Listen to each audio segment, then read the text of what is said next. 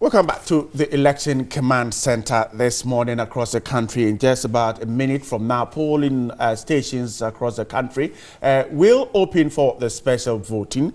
127,393 voters will cast their ballots this morning across the country. And this is what we're doing, letting you know what's happening across the country. The papers are ready and reporting several stories of special voting. Wendy, let's start with the Daily Graphic. Okay, so on special voting, there's one here, but first let me start with the front page, which we have a message from former UN Secretary General Kofi Annan, and then we have one from Jerry John Rawlings, and they're both saying that uphold Ghana's democracy on December 7. We'll get that story later, but let me move to the special voting bits where the graphic says the special voting comes off today.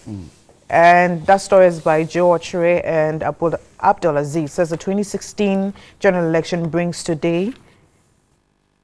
today with special early voting at 284 centers across the country, with a total number as well. And the special voting has become necessary because the people who will be involved in the exercise will be required to work on December 7, like we mentioned early on. And there's a breakdown of the centers. According to the Director of Communications of the Electoral Commission, the number of people on the special voters list had increased from 114,813 to 127,394 as a result of the involvement of police recruits and the temporary staff of the EC. And the breakdown of the polling centers for the regions are as follows: Ashanti 47 centers, Bono Ahafo 28 centers, Central 20 centers, Eastern Region 33 centers, Greater Accra 38, Upper East 15, Upper West 11 centers, Volta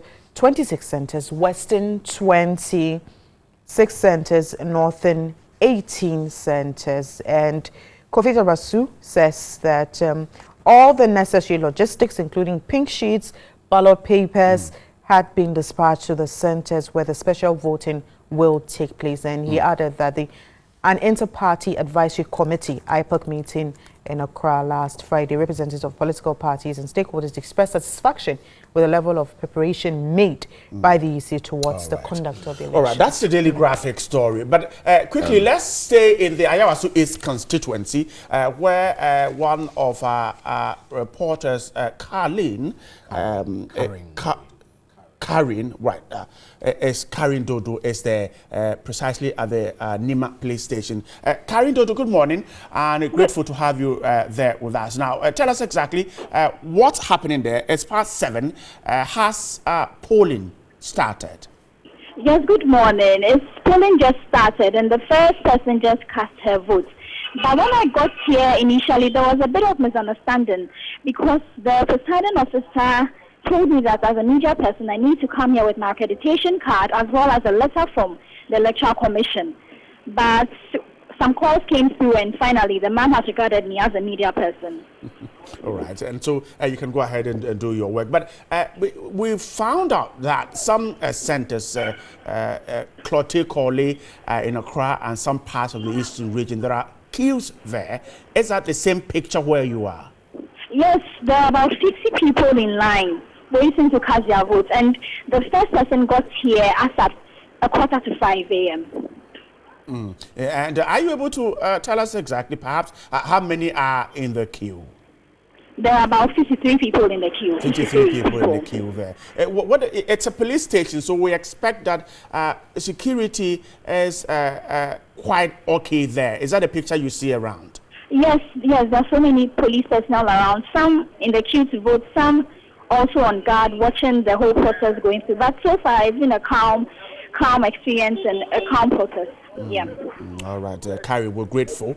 We will follow up with you on what's happening there at the Nima police station in the Ayawaso East constituency, where one of the stations, polling is, we're told, just started. The first ballot has been dropped in the box there. Grateful. Wendy? I wanted to make a comment about the accreditation bit. Right. It started. She said she's already run into some challenges there. And I'm sure it could replicate itself in other across the country, you know, other areas as well. I see. But this was a concern of the media when the accreditations have come accreditation through. With we have our accreditation tags. Right. So maybe Karen didn't have her tag before. She said she went there, but they wanted a letter from the Electoral Commission. She went there with it. Yeah. A letter in addition to accreditation tag. Right. That's going to, after paying, exactly. All right. We're told of very interesting issues there. Names spelled wrongly. We're told of cards that had names, 2 cards had similar names on that. But I think these are issues that we need to deal with. EC is under a lot of pressure. But I think the security officers should support the media to do the job and do it efficiently. But more importantly, I believe that the officials, the EC officials there, should understand that the media, we're working hand in hand with them. And if I should get in there with an accreditation, you should allow me work. Because, of course, it's from the Electoral Commission. You don't need a letter, again, from the Electoral Commission to allow me do my work. So it should be dealt with. Perhaps there are those accreditations which don't have photographs. You know, so if you don't have a photograph, I reckon that if you don't have a photograph and you have your ID from your workplace which has a photo and confirms your name, it shouldn't be rocket science for anybody to let you through. But anyway, I mean, we're still reviewing the newspapers. All right, so let's go back. But Steve, the Daily Graphic story is what I quickly want to pick your brains on this. The fact that, you know, some of the parties raised concerns on the fact that the list has been bloated to 127 plus because some police recruits were added to it. For these parties, why add people who are undergoing training onto the list when they are not policemen? And the police responded and said, look, we need men to work with. Our numbers are not enough. And so if we have recruits who can be made to perform some duties, we want them to vote so that we can use them on December 7th. Is the police not right in I think that is fair. I mean, because the numbers for the number of security officers needed for this operation, this election operation is huge. Right. So we have 29,000 polling stations. Exactly. So we can't do with just a handful of fully trained police officers. If you have recruits who are in training and have taken their oaths, they have been exposed to some levels of national security issues, and they have taken an oath. And so they will behave themselves with proper guidance. So I reckon that when they're dispatched to places across the country, they can help. Yes, they can absolutely. They can. Or perhaps we can make them, the police can make them do traffic duties so that we take those who are experienced off the road and get them to these police stations. But I think that over and over, they've stated that they are in control. They're in charge. They should be given the benefit of the doubt. They should be given the benefit. And from the story I just read, about over 2,000 personnel from the national headquarters will be deployed to support election duties. I see. Yeah. So Critically, what I would say is that 29,000 polling stations. I'm sure they know what they're about. The strength of the Ghana Police Service is about 30,000 in all. So 29,000. It leaves about 1,000 to do other duties. Man the streets, ensure the criminals. But you know, in instances like this, for national security will draft BNI operatives, fire service, and everybody on board. So we will get quite a number of security forces doing the work. Okay. I think we should just stay out of this and leave it to the security experts to do it. You know what I mean?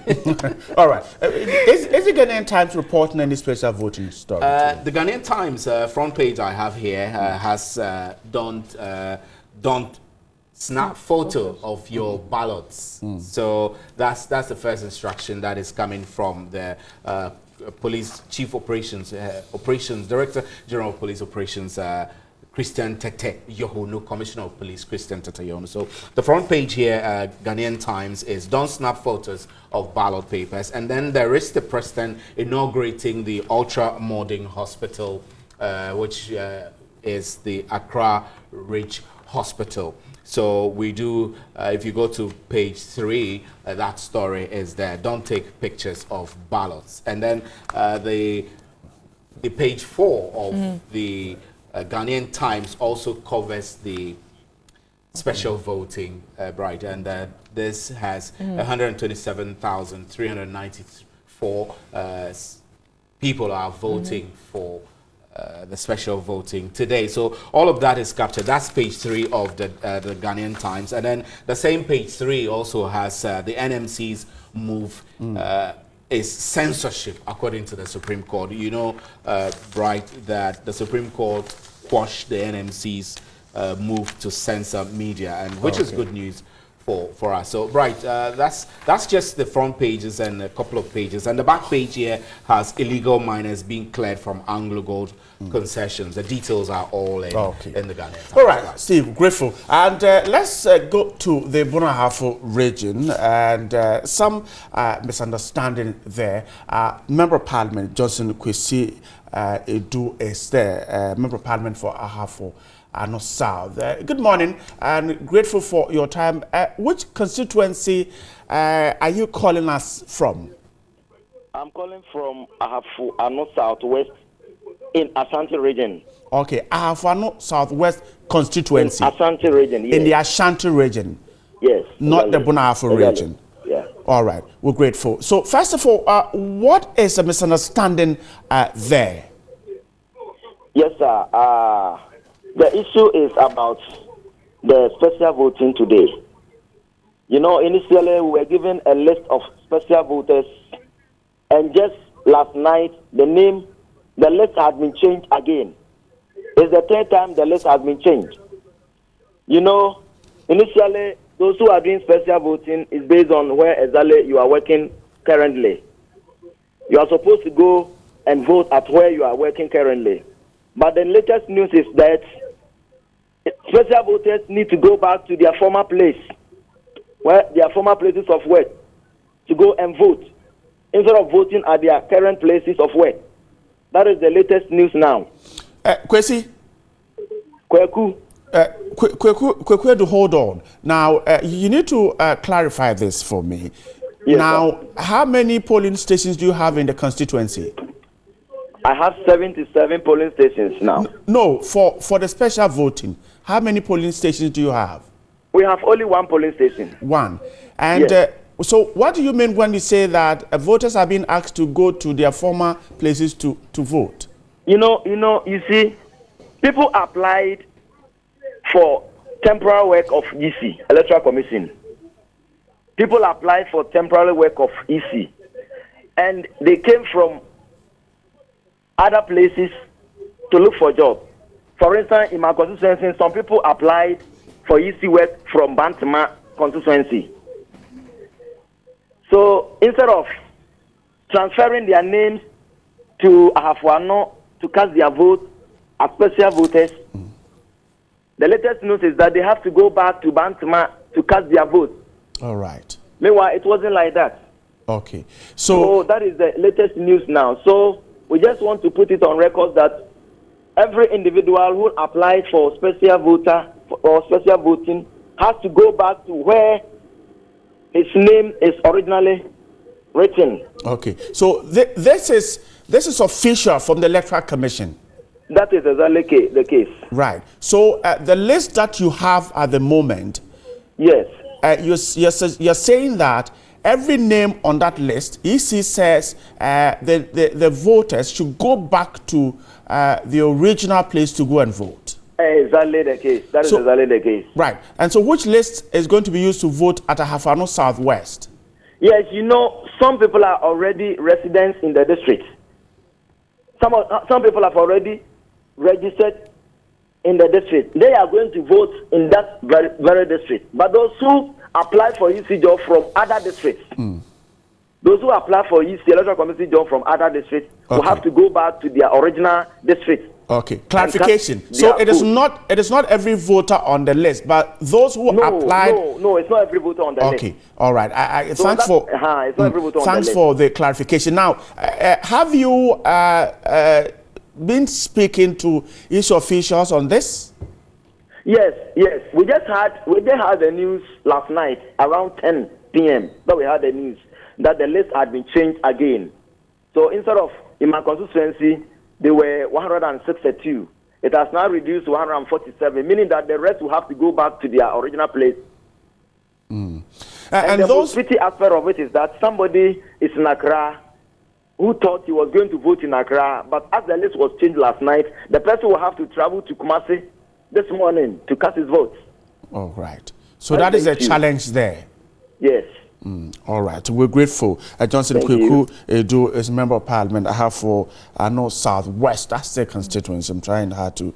We'll quickly get in touch with officials of the EC in that area and let you know exactly what's happening, why the situation is like that. But the news is that the list that is there, voters who originally did not stay in the constituency and who were added onto it because they had applied for work in the constituency from various places and will move to the area on December 7 to work, cannot vote, except you live there and you registered as a special voter. But if you were outside the constituency and you had applied to be made a special voter, EC is saying that you can no longer vote there. Go back to where you are from and vote. We'll get you more details on that. Right. So, still with the newspapers, there was a story on the front page.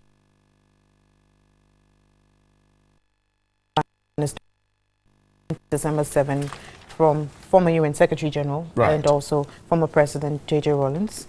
And according to the graphic, it says the two of Ghana's global icons have enjoined all Ghanaians to uphold the democratic credentials of the country when they cast their ballot on Wednesday, December 7, 2016. Now, the former UN Secretary General Kofi Annan and a former President of the Republic of Ghana, Flight Lieutenant Jerry John Rawlings, is in separate statements ahead of the country's presidential and parliamentary elections, acknowledged some challenges in the past, but expressed the conviction that once again Ghanaians will conduct successful polls. I see. Well, see, these men adding their voices to the call for peace for Ghana to go through this election. We are going to have peace. We're going to have peace. I'm very positive about that, and I'm told that we have Jason on the line. Jason is on the phone lines now. Jason, good morning, and thanks for joining us with the update. So quickly, tell us what's happening where you are. Well, at the moment, voting has commenced. Voting started at exactly 7 a.m. 1,397 people are expected to vote here today. Previously, it was 2,497, but the number has been slashed down based on the number of people who registered. And what happened was, since they brought that number of ballot papers, the extra ballot papers was put into a ballot box, and all the parties were asked to bring their seal to seal it before they put it aside. People started queuing here around 3 a.m. I got here around 4 a.m. and I came to meet people here. As at 6 a.m., there were at least 100 people here who were already in the queue to vote. The EC also arrived here around 5 a.m. and they set up, and everything is moving smooth so far. So they have extra biometric devices as well, should the one they are using at the moment fail. So this is Klotekole constituency you are. Where is the center? It's exactly at the Osu police station. It's the only polling station for Klotekole. But what they have here is 2 stations at the same venue, and it's being done alphabetically. So if your name starts with the alphabet A to G, you vote on one side, and from J to Z, you vote on the other side. Earlier photographs you sent, we saw the candidates. Are they still around? It's only Philip Addison, that is for the MPP, who is here. So far, all the other candidates have not been here. It's only their polling agents who are here. There are 4 representatives for each party, including the independent candidate Nimoy Thompson. So you spoke about the change in the list. This has become problematic in Ahafo Southwest. A while ago, we spoke to someone who gave us an update from the Ashanti region. But is that becoming problematic at the Osu police station also? So far, there isn't any issue. Anybody that has approached the desk to check their name is on there, and voting is moving on smoothly. Nobody has complained yet about not being given the opportunity to vote or the fact that their name is not on the list. Right, Jason, thanks very much. Jason, our reporter has brought us update from Clote Kole, where he says the center is at the Osu police station. Wendy, you told us earlier that's the center, and everyone is voting there. So, Bright, I didn't expect that that change of list or change of name will be a problem, but it has been from the way the report we got from the Ahafo Southwest Ashanti region. In Ashanti region. But I'm impressed that it's not a problem at the Clote Kole, which is a huge constituency. There will be a lot of eyeballs on that constituency. If indeed what we just been told from Ahafo Southwest is going to be seen in other centers, then it likely will see some real challenges. Because if I have, for instance, I live in Tamale, and I registered to be made a special voter in Accra, and I got to Accra last night, and I'm told that I can't vote. So your name is still in Tamale. Yeah, going back. You definitely will be disenfranchised. I am hoping that issue officials will quickly move in there and deal with this. Perhaps very soon we'll try and draw the attention of the officials of the Electoral Commission and see how they can do it. I do also, Bright, you did mention earlier at the beginning that those who have these challenges could go to the district offices of the Electoral Commission. I do hope that these offices are close by.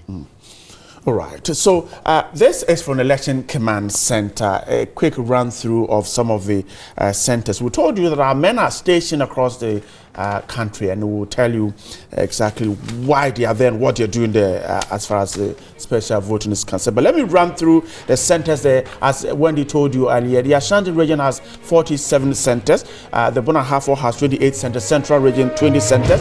Eastern region 33. Greater Accra 38 centers. Upper West 11. Upper East 15. The Northern region 26, Western region 26, and Northern region 18 centers. These are the centers that 127,394 persons will cast their ballots. And don't forget, you can still join us on facebook.com/News on TV3. And if you're active on Twitter, our feed is at News on TV3 already. We've been posting photographs of what's happening here and across the country. We're getting pictures coming in, and that's great. So please log on to your social media pages and let us hear from you wherever you are across the country.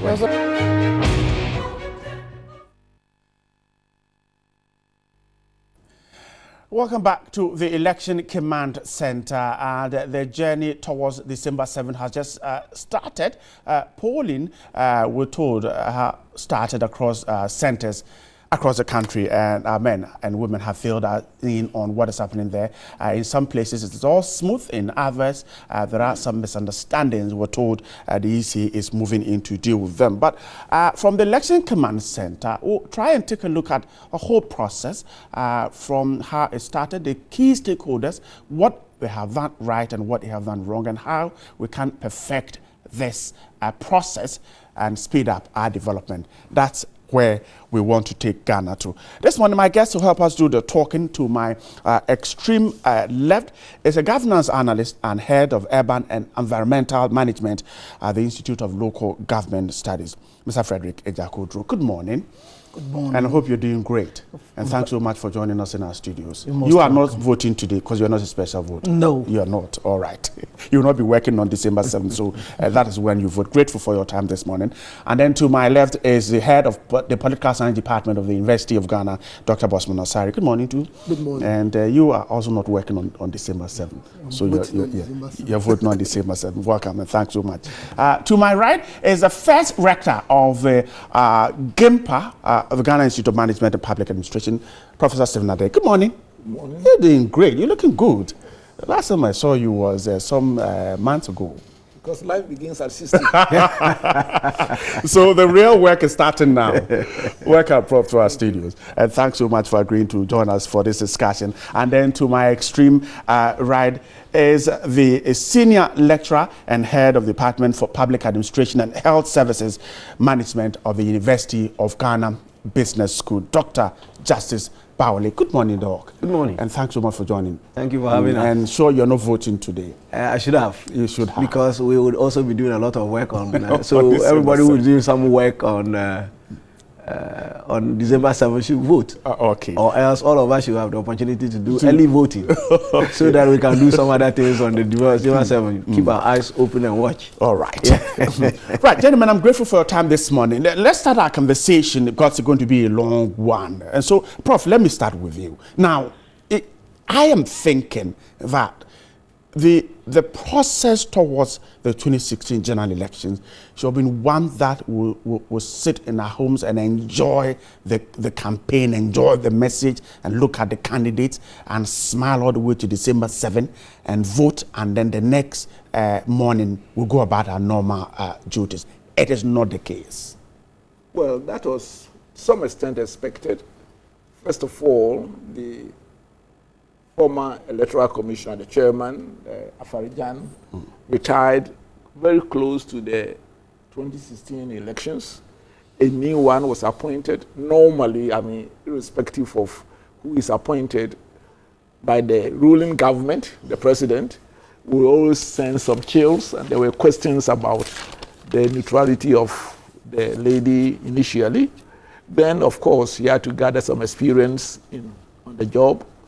I think that the Electoral Commission, though it has done very well so far, made a lot of mistakes initially. That sent some jitters, even by changing the logo, which was unnecessary, by just saying that we like this. I mean, you are not there for your private work. A lot of concerns by parties, taking them to court on many issues.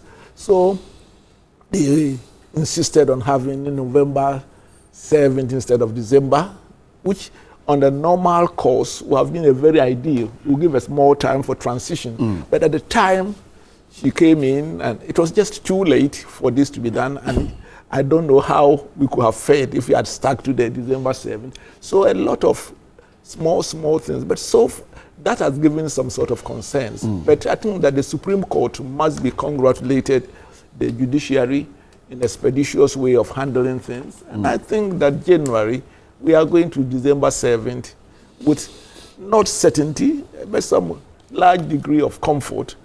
And I hope that things will go on well. I see.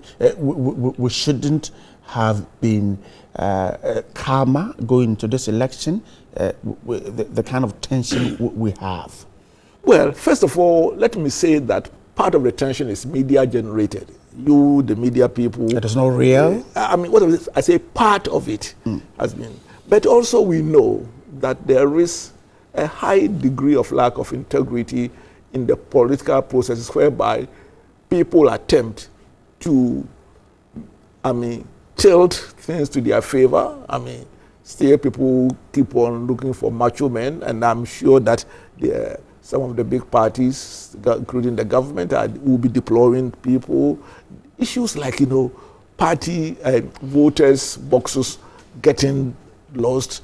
Part of the things being with stains on it, which could have led to spoiled bylaws, send some jitters. So yes, there's cause for concern of the integrity of the process. But I think that we should all be vigilant and we shouldn't hype it. It's something which I'm sure will pass by the 7th of December calmly. I'm grateful, Prof. Dr. Bawale, so the process itself, the entire process, Professor Ade is suggesting that, well, some kind of stain somewhere, and so some doubt about it. Is that what you saw too? Yeah, thank you. I think that if you lived in Ghana and if you have been following the processes that have taken place, especially on assumption of office of the chairperson of the EC, you would come to realize that not everything has gone too well. As an administrative institution, it has significant powers that it can deploy. But we live in a constitutional era. So when you begin to exercise powers that you have as an administrative institution or agency, people expect you to behave in ways that would calm them, especially when we have a political system where the stakes are so high, where you have many people who have made it a vocation and are in it not because they want to serve, but in some cases they are in there because of what they feel they can get. It's become, pardon my word, but an easy way for people to make wealth. And so the stakes are extremely high. It's not about serving. It's not about me putting myself up for election because I feel like I have something to offer. But I see that is the way by which I can enrich myself. And so you see that a lot of the people who go in there don't go in with a clean, So whereas there were issues with the administrative agency that had to lead the process, there were also, actors in the process that didn't behave the way they were supposed to behave, and creating tension for everyone. And I agree with Prof that because I go to the rural areas a lot. Many times you go to the rural areas, you hardly hear this kind of noise we get in Accra. A lot of my brothers are gone to the farm. They are okay, right? But when you are in Accra, so part of it is media generated, as Prof said. Well, but it is to be expected because we want the media to bring out issues that are thorny. And so the media would have to stoke fire so that they can find where the thorny issues are for it to be brought brought out. So it's to be expected that the media would, of course, the media is also in business. So the business of making stories and making them sell, it's one of the things the media does well. But we cannot do without the media. A lot of the things we hear now and see and read are because now we have a kind of very pluralistic environment where a lot of media people are bringing issues to bear. Of course, the downside of it is that the media also gives platforms for people who want to spew garbage and sometimes create tension and just cause look at social media and the way people use it. For example, people just put any story at all that they want just to tarnish people's images and all of that. So the media has become a very good tool, but I think that EC would have played a better role in being able to mediate what the media is able to put out if it behaved better than it's doing. Oh, I'm grateful. We'll zoom down to these stakeholders, EC, media, and all others. So we'll come there and talk more about them. Dr. Sari, the process is gradually getting toward the end. From where you sat as the head of the political science department, is this a process you're proud of? Well, I think that I will largely put it as it has become a learning curve. And I'm hoping that in future we are not going to be repeating such mistakes. Professor Ade mentioned that the EC boss came in at a time when we were very close to the 2016 elections. And usually such an important independent organization like that, when you are appointed, you want to be seen to be cementing your authority. You want to be seen to be the one who is in charge of how things are done. And I think that we had some issues here and there. And let's also be very frank. We are running a political system that encourages partisanship. And one of the key things is that anytime people are deeply partisan, they begin to lose their bearings because they don't look at things from a national perspective. Now you have a situation whereby political parties are always thinking about what can happen so that they will benefit at the expense of other political parties. And normally when you are running the system where people are thinking of taking advantage over the system, they may try to even plant their individuals, certain people close to them at certain important places when it happens that way. So because of this particular element, we always see that the tensions are so high in the system. Suspicion is so high.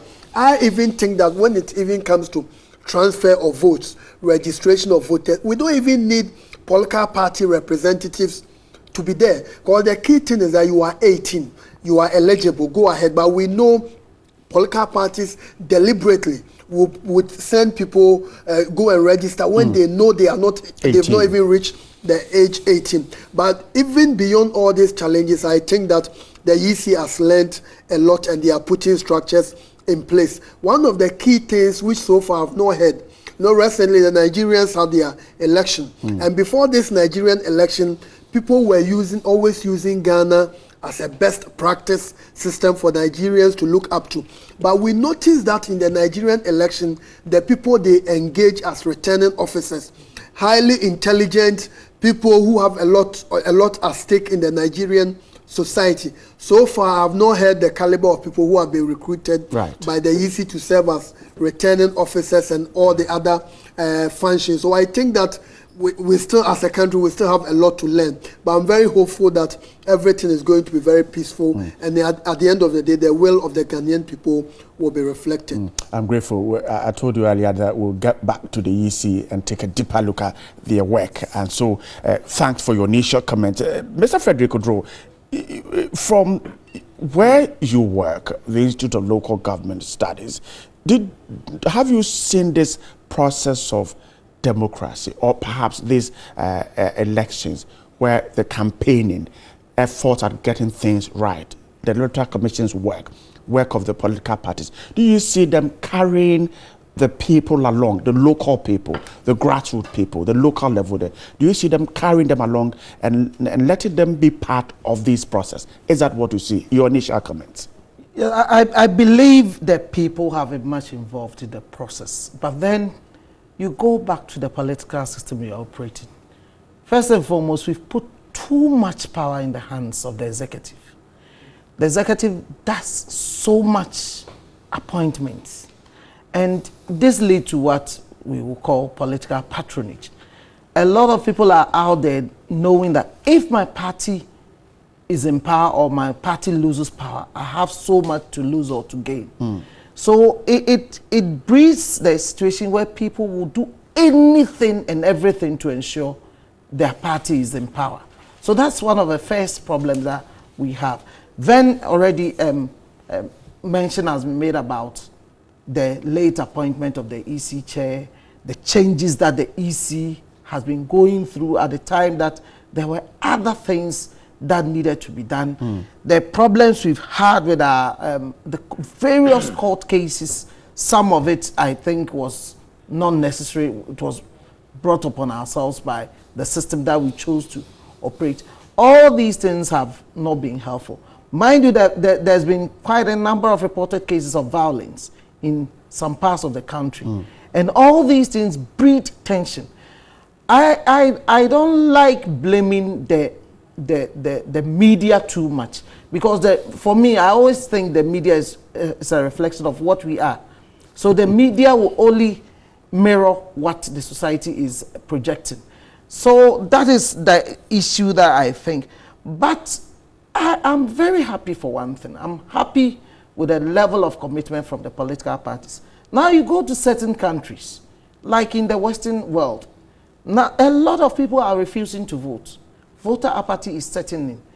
I don't want us to get to that stage, because as soon as we get to that stage, if you look at our local politics, like the district assembly election, because of lack of political parties in the process, you find a low turnout in the election, because the parties which would have served as vehicle to engender greater participation. It's no more attractive.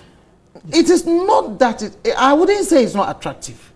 Because people are spending a lot of money to be assemblymen, even at that level.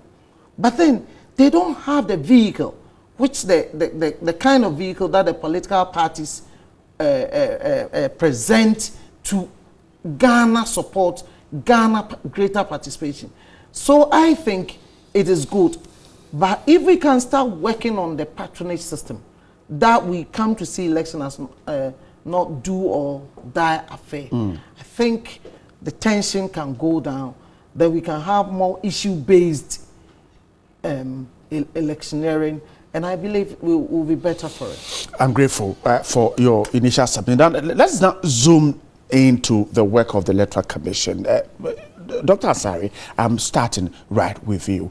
Now, of course, we have all made initial comments about the EC's work, but has its inefficiencies or its inability to do things right, has it affected the process to the extent that we cannot have a credible election?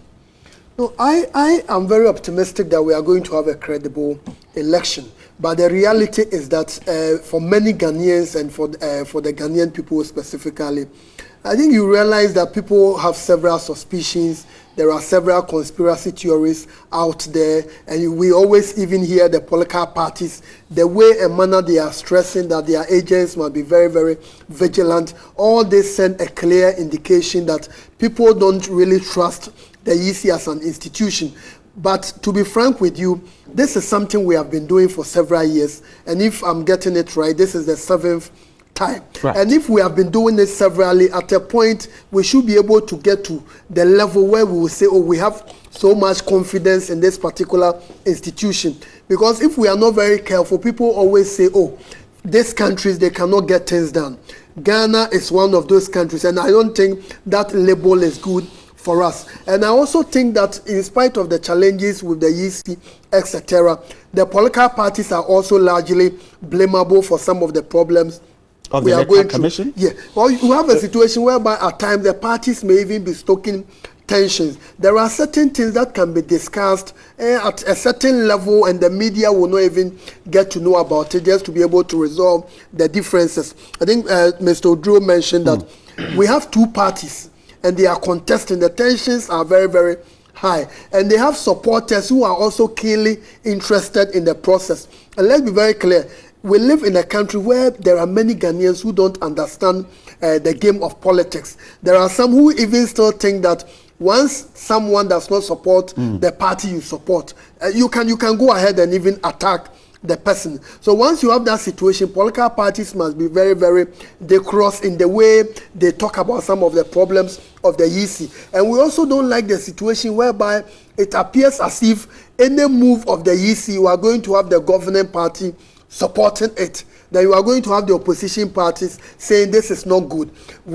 Our society lack what the experts say, elite consensus.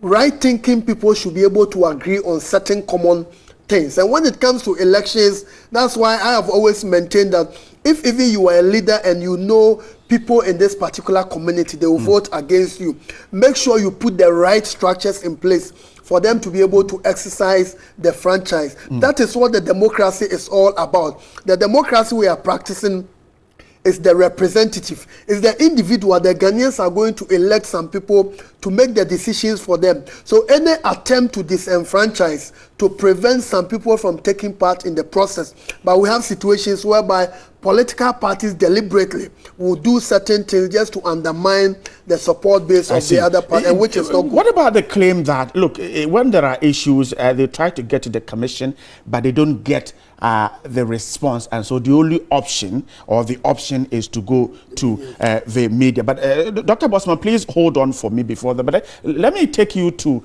the Nima police station. Our reporter Catherine is there. The special voting process has started a few minutes ago, and there are some issues to deal with. We'll quickly go there and listen to her. And this is in the Ayawaso East constituency.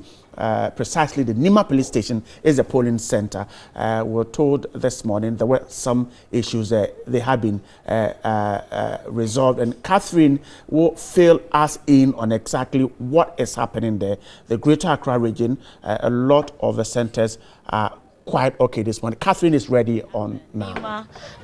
Police station, which is a polling station. It is the only polling station in the Ayawaso East constituency, and 465 voters are expected to cast their ballots here. Voting started exactly at 7 o'clock as scheduled. Electoral materials arrived on time. As of the time we were starting, everybody was at post, and so the exercise was running smoothly until some officers came to check their names to vote, and then their names were not found on the list. And so this got them very angry and furious. So there was a bit of confusion here, and tensions were really high for about 10 minutes.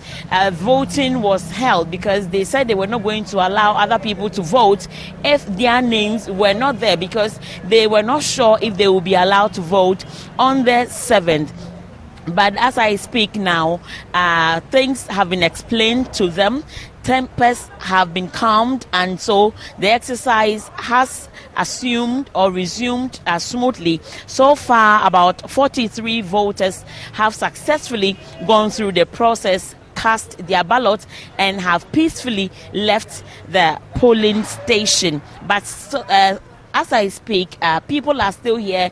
About 13 police officers at the Nima police station are still not happy. They are still angry, talking here and there because their names are not on the list.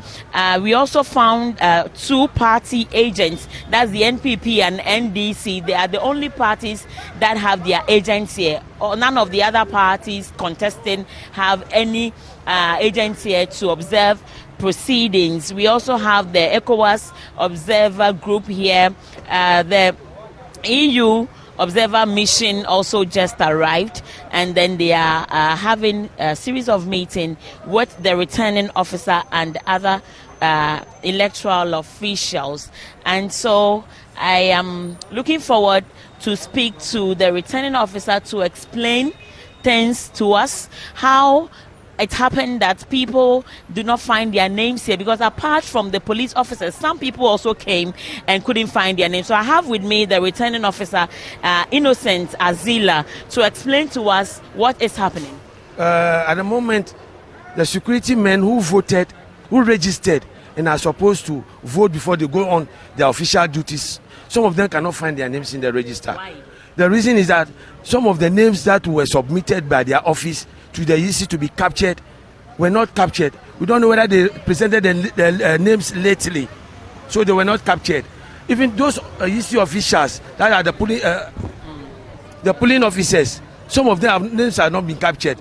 On that side of, we say that they applied for the EC work very lately, so their names were not captured in the register. So what do they do? What are they supposed to do now? At the moment, on my side as a worker for EC, they cannot vote because their names are not in the special voting register. They can only vote on the 7th when they go to their polling stations or the station that they register. They can find their names in the voters register. Before today, we had information from the EC that if you register to vote today and you are not able to vote, you can't vote on 7th. So where do they stand? You can vote on the 7th. If what is happening is that the security men, the problem they are having is that they will be going on special duties outside their station, so they cannot go to the. So what is going to happen is that the security men, there's nothing we can do because. So have they been disenfranchised? No, they have not been disenfranchised. So how can they vote? We can talk to please, my senior officer, that is the district regional officer, is around. Okay. So this can be sent to him and he will answer it. Okay. Please, thank you very much. Okay. So we are waiting to speak with the district officer to explain to us, because as you heard from him, there is nothing they can do about it at this level. And so what it means is that all the over 15 people, police officers who couldn't find their names here, will just have to wait and see if they will be allowed to vote on the 7th. But that we are not so sure about that. So far, that is it. But the voting is going on currently peacefully. As you can see, the queue has even gone down. The people remaining to vote are not up to 30 in the queue. And so we are still here observing how the proceedings will go. But there are people around, like I said earlier, there are only 2 party agents from the NDC and NPP. There is none from the other political parties. But there are independent observer groups here. We have the EU observer mission here, plus the ECOWAS observer group who you just have also about, arrived. 30 security the officials there who cannot also find their name. In the Adentan constituency, we have some officers who have also gone to the place and can't find their names there. So, Doc, before I quickly go to Prof. Adai and the rest, it's becoming routine now. Since 7 a.m., we've seen constituencies in Ashanti region, we've seen Tamale, we've seen Greater Accra. People can't find their names on the list. perhaps EC will need to quickly move in here and resolve this issue. No, I think the EC should be seen to be doing that, because we have a pattern of things not being done very well. And one of the problems we have is that Ghanaians are not demanding the accountability. Our expectations of those in leadership is always too low. Because this is something we said earlier, we've been doing it. Right. So how come security personnel? And let's be very clear, this is a sign of a major problem to come.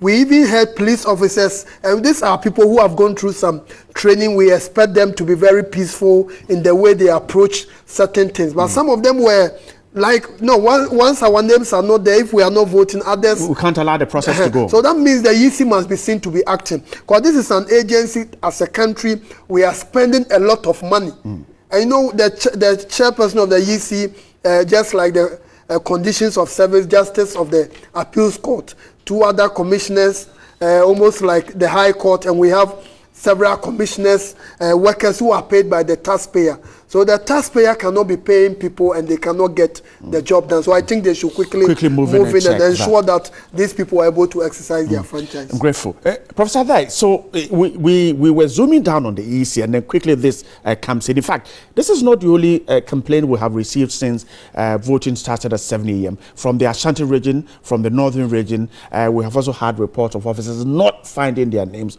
on the list. It puts you into a kind of a situation where you do not know what might happen on December 7 about people not finding their names. Well, there are 2 sides to it. First of all, I'm glad that this is coming up now, so that we have about 6 days for certain things to be looked into very quickly, because as my colleague said, it will be a larger numbers, and if we don't see to that, it could lead to chaos. But it's also disappointing in the sense that we are talking about 127,000 people. And for the EC already in Nima, 13 of them cannot find their names on it. It's quite worrisome. And it casts some doubt about the saying that we are ready, we are prepared, and other things. Because this is a very microcosm of the almost 15 million people. And if only we are talking about the journalists, the military, the police, and the other security forces cannot be handled well. But I think that it's a red flag that must come early, so that the EC will be up and doing and checking that this doesn't happen. There was a mention of their being disenfranchised. I think that it is too early to say that. It's too early to say that, because definitely, I don't think that anything should bar them from voting. That means that those people, which would hopefully will be the smaller number, will be allowed to vote first on the 7th before they go to their stations, because you can't say that they should be disenfranchised. I see. But I'll come back to you for you to make your general comment on the issue. But let me go to Dr. Bawuli quickly on this one. Already the signs are showing that we could run into a ditch. Yeah, I think that I'm extremely worried with this kind of situation happening. And these are extremely minute numbers that we are dealing with at this stage. And this exactly a discipline force, and where people already are taking the law into their own hands to say that if I'm not voting, no one else will vote. So you can see some boiling trouble coming up. But you see, this takes us back to the role that the EC is supposed to play. Why would the EC, that has stakeholders whose interest it is seeking to serve, adopt a confrontational attitude towards the main actors? How? Now, so you get an EC, you see that the case on disqualification of presidential candidate went to court, and the court issued instructions, and in one day, all the major things that the EC said could not be fixed was fixed. So what it means is that if EC had given just one day, all of that time we went to court and went around, chasing people and making sure people wouldn't, whatever, and all of that, we wouldn't get there. Now, how does that relate to this? What that means is that EC would have had more time, for example, to deal with administrative issues such as these, operational issues such as these. When did they get the list? We all know the story about the fact that after the list has been compiled, you get another list compiled, you get another list compiled. And mind you, these stories of people's names not being found on the register, on the special voting register, you by the end of this day, you will hear undertones, either from the political parties or from some other actors, to say that some people were deliberately targeted. Right. And these are the things that will create tension. And EC is to blame, because there is no way you can have a small list such as this from recognized institutions. So this list would have been ready. It would have been sent back to these institutions for them to check and to get back before it is validated. So that people would go there and are sure that they go. These guys can just get themselves not being able to vote. Why? Because if they were registered and they cannot vote now, and for example, if they are taking people from here to other parts of Accra, just Accra, not out of Accra, it means that they will have to leave very early in the morning on December 7th. And what it means is that they will not be able to go to their polling stations to vote. If you have them stationed within, travel areas, for example, if somebody is in Medina, you bring them to, say, around this area, and then they can, take permission, dash out, vote, and come back. But if somebody is in a place like Adan, for example, it's going to be very difficult for them to go and come back and vote. So I see some trouble happening, and I think that the EC should have a sounding board, an emergency response team, fixing system, yes, an emergency response team that would be running and giving. So you see, the man referred us to his district officer. He says, I'm not able to handle this. And for all you know, the district officer will tell you, I am not able to handle this. And so there must be somebody where the buck stops, and that person must be able to say, this is what is going to happen. For these people, we are going to do this. All right, I'm grateful. Mr. Frederick, I'll come to you briefly for your comments on this before we continue our discussions on the EC. But let's go to the Adentan constituency, still in the Greater Accra region. Nanekwe Abrompa is there. Nanekwe, good morning. It's just gone past 8 a.m. and sure polling has started. Is that the picture? Right. I'm here at the Adentan constituency, precisely the Adenta Barrier Police Station. Voting started exactly at 7 a.m., even though the queue started a bit earlier, about 6:25 this morning. In all, we're expecting a total number of special voters to be at 823 people. And speaking with the Adenta Municipal Electoral Officer, Gerald Roberts, the issue here at the moment is that for the special voting, if you did a voter transfer, for instance, if you registered at in Sawum constituency, a polling station around in Sawum, and you decided to transfer your vote to the Adentan constituency, you would not be allowed to vote here, as in your name will not be present here. So for around 6:30 a.m., we have some 3 persons being turned away because they are being asked to go to their former registered polling station. For instance, we had a military man who has registered in Nsawam. He came here and he's been turned away and he's been asked to go back to Nsawam to vote, and some other 2 persons from other agencies. Still, we are recording a few number of persons who are coming here and being turned away by the Electoral Commission. They are saying that this information came in yesterday at about 3 p.m. that if you have a voter transfer, you will not be allowed to vote at where you are expecting to vote. Right. All right. And Nikia, we're grateful, and sure we'll be getting some answers from officers of the Electoral Commission, but that's from the Adentan constituency. Similar challenge there. People who transferred their vote cannot vote there as special voters. They need to go back to the original voting place. Mr. Drew, your brief comment on what's happening already. We're recording situations where people cannot find their names on the list. Let me say I'm very, very unhappy with what we are hearing. But I don't want to be alarmist. The situation that is happening today, I don't expect will happen on 7th December. The reason being that with the main voter list is being prepared already, We've gone to check our names. We know our names were there, even during the last district assembly election. This was the same register. Right. So by and large, I don't anticipate similar problems. I mean, problems of this nature occurring on that day. But then when it comes to the special voting, I blame the EC strongly because I believe they've not followed their own rules. They have set down rules which from the very beginning they seem not to have followed. Because if you look at the CI 94, it states precisely the processes for going through the special voting register. But then you hear of, I mean, you talk to people in this system. The individual should be the person who must apply to be a special voter. But by and large, you hear cases that names were compiled from police stations, from so institutions have been given the opportunity. But the law says it should be individuals. It should be the individual who must take a letter from their institution and go and apply. That I'm going to work on this day, so this is my letter from my institution stating I'm going to be working on that day. So put me on the special voter list.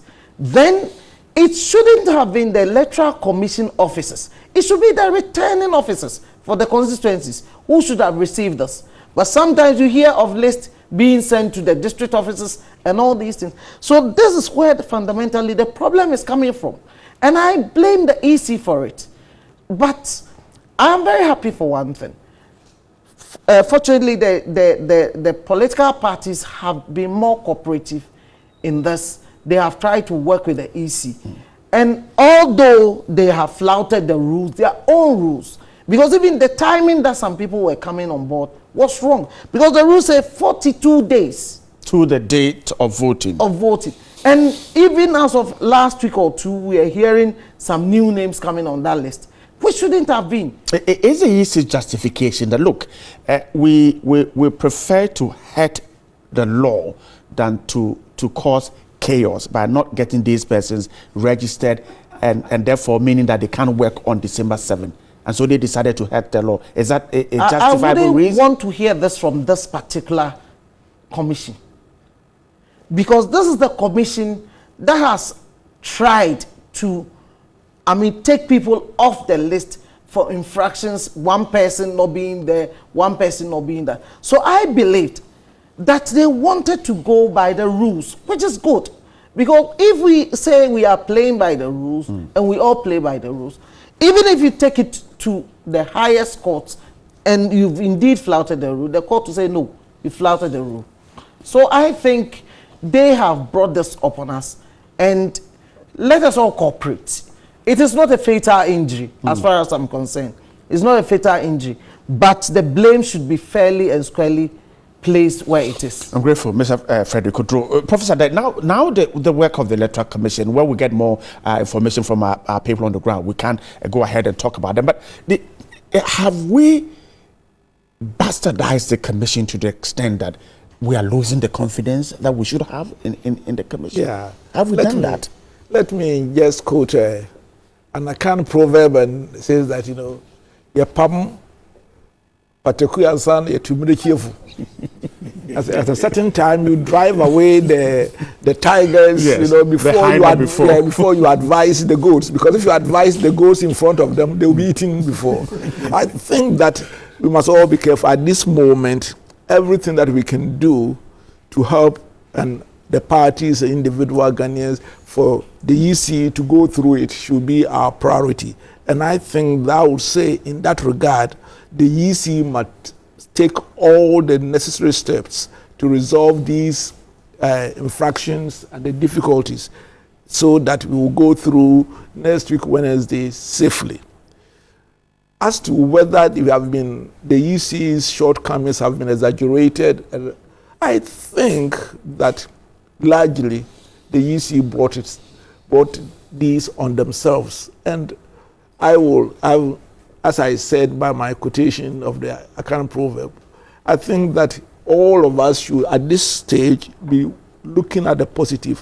What can be done to fix these things quickly? And I'm so glad that my colleague from the ILGS has mentioned that these are not likely to emerge in the bigger ones because the last minute rush to do this might have accounted for what must have accounted for it, and therefore hopefully, and I think that as Doctor was saying, the EC must this time have some sort of emergency teams in every, at least at the regional capitals, who can rush quickly and solve the problems, because it's in the larger Ghana interest for us to make sure that this election goes through peacefully. May I take just 1 minute to say that on the larger one, my concern probably may not be the EC, but with certain things which I'm hearing, which may be from the parties. I think that I don't see the reason why up to now the macho men issue have not been made illegal. Why the vigilantes?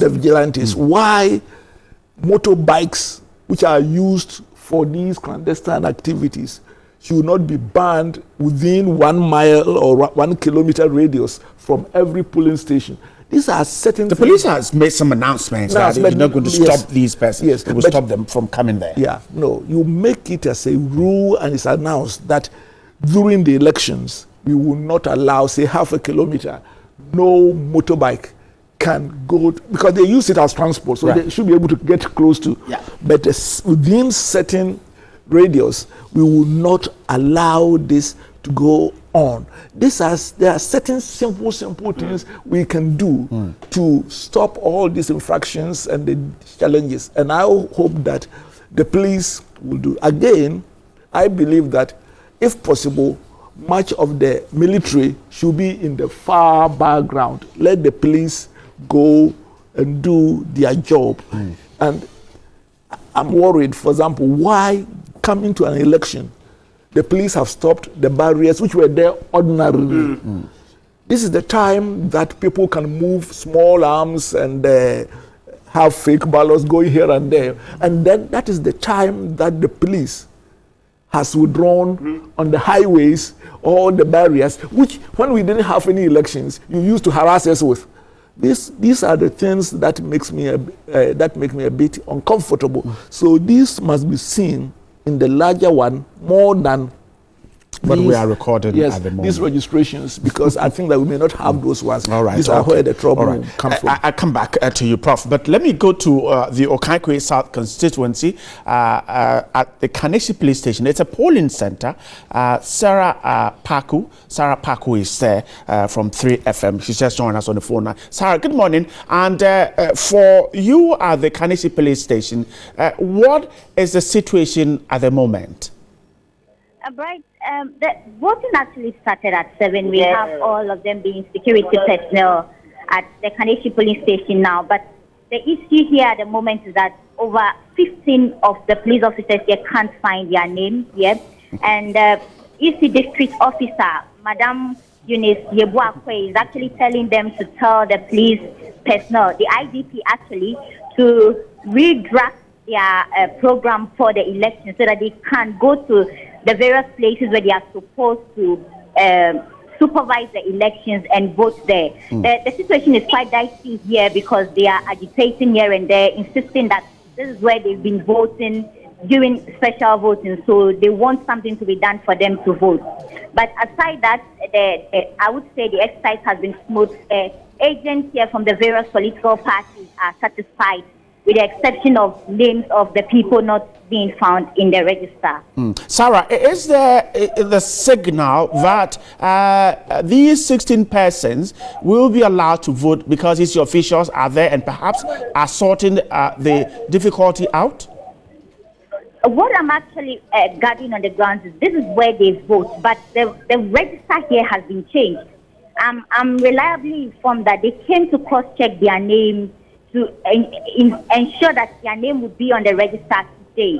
But they came here today after cross-checking at the depot and it was there, and they came and it is not here. And I understand the register here has been changed.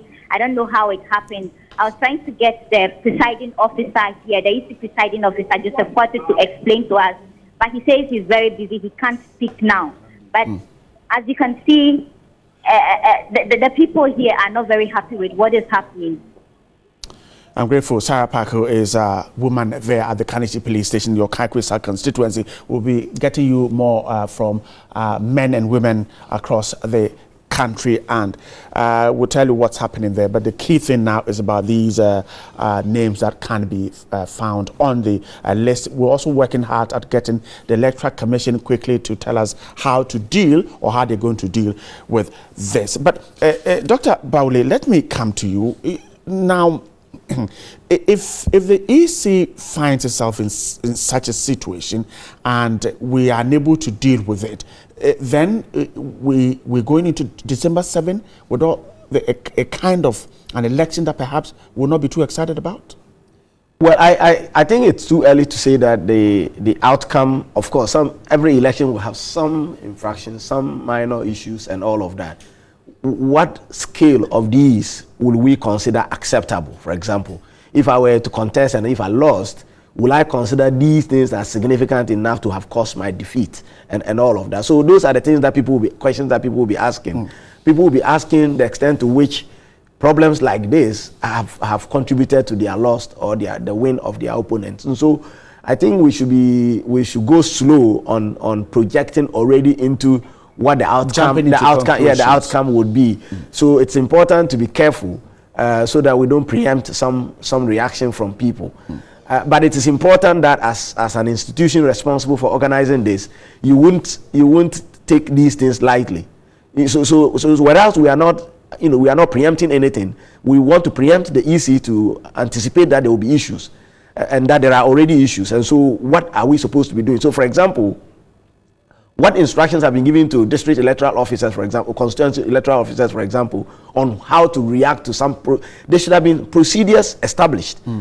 If this happens, this is what you do as an electoral officer. And so you would have these, what we would usually call the questions that you often find on your system to say that if you have this problem, do this. If you have that problem, do this, and all of that. Now, so electoral officers will know to a larger extent how they should behave in cases where there are issues such as this. And beyond that, then they can now ask for a superior officer consent to take some other actions. If we don't do that, then we are likely to have some chaos. Because you see, this is just one aspect of the problem. One aspect of the problem is that we are finding people not having their names there. In the larger picture, there could be multiple issues at the same time. And the officer, for example, will not know whether to be responding to people who can't find their names, or be responding to breakdown of machines, or be responding to late arrival of material, or be responding to some vigilante groups arising, or be responding to some political actor, showing some intransigence in a particular constituency or something. So there are going to be several factors. And we need the electoral officers to know how to behave in each of these circumstances. Of course, we cannot predict all the things that might happen on that day. But to a larger extent, for 7 times that we'll be organizing elections, we should have had a list of what the possible issues are, and then we will instruct electoral officers on how to behave if these things happen. And then beyond that, things that we haven't been able to predict, there should be a superior officer who will be able to take the bull and say, look, if this has happened and we don't have a way of dealing with it, this is what we should do. And in a way that allows them to be able to calm tempers. It is important that the actors are, constantly consulted. You see, because you don't want to take a decision, and we all know that the government of the day is almost always perceived to be in bed with the Electoral Commission. So the opposition would expect that if there are issues that they have concerns with, the Electoral Commission will be willing to listen to them. Or if there are issues the electoral officers feel that they must take action on, they would require that they are consulted on what actions are taken and all of that. So that in the end, what the outcomes are would be outcomes that will be accepted. So people's legitimacy would have been established. Oh, you agreed that we should do this, and we did it. If the outcome doesn't favor you, you cannot come back and make noise. I see. Yeah. I come to, but Prof, let me quickly ask you this before I go to Mr. Frederick Odro. The EC's justification of hurting the law in order to be able to get personnel to work with on December 7. Is it something that you agree to? No, that's totally unacceptable. Because if you hurt the law, when anybody goes to the judiciary, they will only uphold the law. The judicial, of course, I mean, the Supreme Court being the last bastion of wisdom in the country when it comes to national administration, will always decide for the national good. They will not just go for, but generally. So the national good is that on December 7, if we don't get these persons to work with, we're going to cause chaos. Okay, so let's hack the law and get them onto the list, even though the list is said to have been closed. But if you say you hate the law, and as Dr. Baole was saying, somebody says that led to my losing, then even the Supreme Court has to go by it. The Supreme Court only will take the national good, not at the cost of the law. So you cannot premeditatingly say that you are going against the law in order to save a bigger good. I see. Dr. Ball, I saw you smiling. Because you share what Prof is saying. Yes, because you see, we have a very small margin between the winner and the losers. If you look at how many people are voting today, 127,000 can decide who 394. It can decide who becomes the president and who becomes whatever. So this number is not a small number, because in the past there have been elections that have been decided with numbers that are as close as this one. You see, so that is what makes the issues that are at stake a bit more controversial, because everybody is careful. You lose one constituency and you are lost. You've lost the presidency. So people cannot understand why things must not be done well, and why shouldn't things be done well? Why shouldn't they? Mr. Odro, so your take on this. So we're running a system. You, for instance, said that, well, you think the EC has been doing a couple of things wrong and has brought the challenges we're seeing on itself. Now, in going forward, can we say that perhaps these wrongs are being committed in order to put the system into very good shape for future elections? No, I wouldn't say it's being done wrong now so that in future it will be better. I am of the opinion that it should have been done right. However, I will go back to my earlier point. I don't think it's a fatal injury to the process, but more so. Prophet Dai and Dr. Maule, for instance, are suggesting that, look, the number of voting today, 127, could determine who wins the presidency. And so you think it's not a fatal injury? No, I still think it's not fatal, because the problems we are having is not affecting the whole 127,000. It's affecting a small percentage of that. I mean, it is affecting a small percentage of that.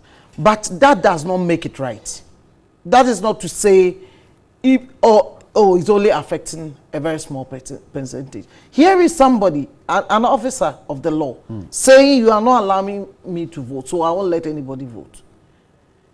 I believe it will happen on election day. What would have happened if you are having this thing happening all over the country and people are saying, I'm not allowing you to vote because of this?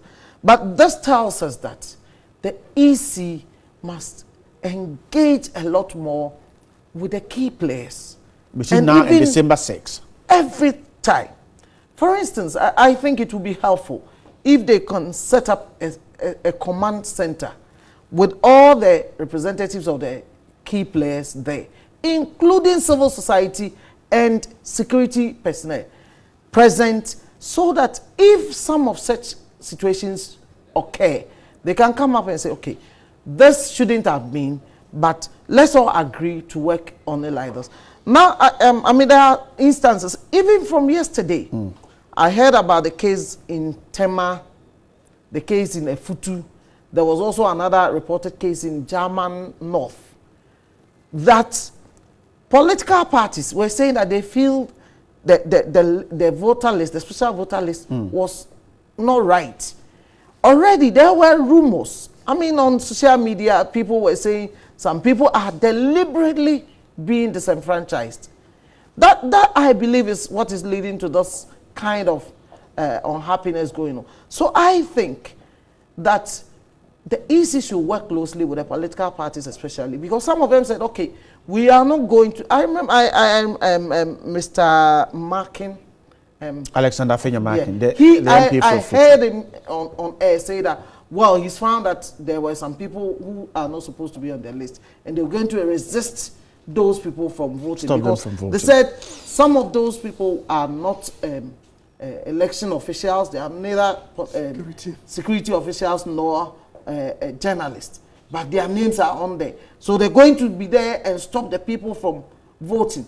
I remember the interview. But that isn't right. You see, that it happens when the right thing is not done. You see, I would never support anybody using threat of force or using force to do anything. But then, if situations are not done right, it breeds more chaos. That's why it's important that even where the mistake has occurred, there should be better dialogue, greater engagement between the EC and the parties involved, so that, okay, we have realized mistakes have been made. What do we do to resolve it? Then, even if somebody is not too happy with the final outcome, they'll feel that, okay, I was heard. And you say, we're going to police it all together so that nothing untoward happens. But if the EC takes a stand, yes, we've done it, we are, we have the force of law behind us, we'll go ahead with it. It can breed chaos. But I think we can avoid all this. We can avoid all this. I'm grateful. A lot of the EC will very soon come back to talk about the media, the role we have played in getting this process so far, and how we should behave in getting to December 7 voting day proper. But Wendy Lai is joining me in a couple of seconds to tell us what's on social media, what people are saying about what's happening, and perhaps a few pictures about what's happening with reporters around there. Wendy, welcome once again. Is social media buzzing with activity for special voting? A number of activities there, but even before we head straight to social media, let's look at some of the visuals we have from our reporters across the country. We have one from Zach Kadri, who's a Northern Regional correspondent over here, and he sent this around 6:22. This is from Tamale. Yes, this is from Tamale, and this is from Zach, 6:22. So these are the visuals. As you can see, voting has already started over there. And then also we have some others as well from Yvonne Nikwe from the Eastern region. Okay, this one is still Zach Kadri's from the Northern region. And of course, all these places that we are getting the information, we're told that polling has started. Okay, and then this is from Clole, that's Ninoy. He is the independent parliamentary candidate for that that very constituency. This is from Thomas Khan and Cape Coast. It's loading. And then early on, he did mention... We can see some pictures from Cape Coast there. That's a polling center, I guess. Some officials there engaging perhaps the electorate or some observers in what's happening there. But we'll tell you more about what's happening across the country and beyond. But quickly, let's jump into our conversation. Wendy, I'm grateful. We'll come back to you when we have more videos from men and women across the country. But let's zoom down to the media. The EC, we said, well, it's been quite okay for it, but they need to work hard. But what about the media? And how have we policed the process from the beginning? We're getting to the last lap. What should we do in order not to cause confusion? Professor Ade, let me start with you. First of all, let me congratulate the media. I think that the media has done very well. We have done very well. In many areas. And congratulations for winning the judgment against the National Media Commission. Yes, we don't have to get our content to the commission. I think that we are making progress there. Let me confess that when I was asked to come on this platform, I asked, who am I coming to be on the panel with? Because I don't want to come with deliberate choice of political ideologues, you know, MPP and NDC, so that everything side is. And I think that that's where I find the media always bringing issues, almost like pitching things against one against the other, NDC often against MPP. Some, I don't listen to much of the morning shows in the FM radio because I know that the person, if say Namwale or George or something is talking, he will end up with NDC being the best of all the things that has happened, no matter what, and the other side, or this body or whatever it is. You know, the objectivity has been reduced in much of the media discussions by virtue of the people that they select. But here they tell me that that's what sells. That's what the people want to hear. And they want to see the NDC and the MPP. Yes. People. But can there be a better balance? You bring in the NDC, MPP, NDP, and other things, but also give room for the experts to talk about issues. When you are, come on, don't make us proud the expert on oil, on health, on politics and everything else. So let them come and do their thing. But then when you are talking about national health insurance, bring people from the nurses, the doctors, you know, the financial people to discuss. So you cannot, that's where I find the media a bit disturbing because they are going too much on board towards the sensational. A selection of panelists, yes, for the topics, programs. and other things. And I will go for you having those ones to sell, but at least give room for rationality and objectivity so that the Ghanaian public will also be educated. I see, grateful. Dr. Bosman, and so we have ups and downs. There have been times that we've been criticized of having done the wrong thing. But would you say that, by far and large, we have contributed to this process and we are on course? Let me start by saying that the media has overwhelming expertise when it comes to sensationalism. But beyond that, I think I will certainly also admit that the media has been very, very proactive. The media has been very, very progressive in our country. And let's be very clear, the media landscape has so much expanded that now when you even talk about almost everything, you are going to have the media discussing almost everything that happens in our country, which in a way is good for us. But the main thing which is a missing ingredient in the work of the media is that many of them lack professionalism. They lack a lot of investigative work. So we know there are some out there who are very good. They are doing a lot of things. But when you look at the landscape, the way it has expanded, now even TV stations, I think we can talk about maybe 30 or 40, several radio, FM stations, etc. So we expect a lot of investigative work to be done.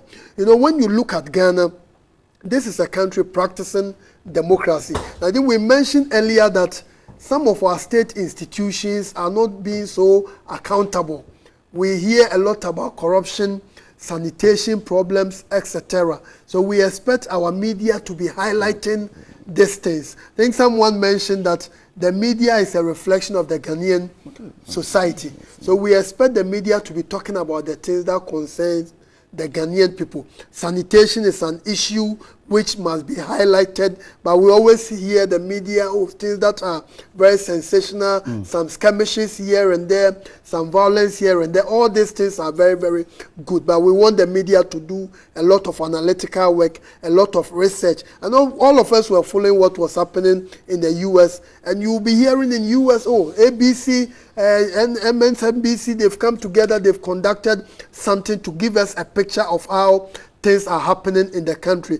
But I think in Ghana, our media, we still have a lot of room to improve. I see. Mr. Frederick Kudro, one key thing that conflict experts have spoken about is that the immediate danger we face is the use of language, intemperate language, by politicians.